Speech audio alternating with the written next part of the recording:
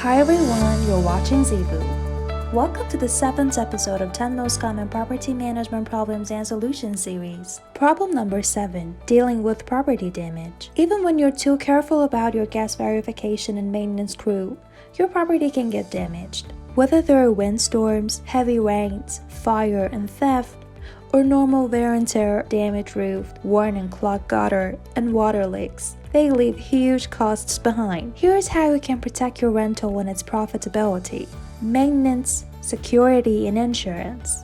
An ounce of prevention is always worth a pound of cure. Prioritize maintenance tasks and schedule them weekly, monthly, and annually. Equip your short-term rental with high-tech security and safety tools such as fire alarms. Get the right property insurance that covers all the costs of repairing your damaged property. Check out Zeevou.com to learn more about these solutions. Good luck!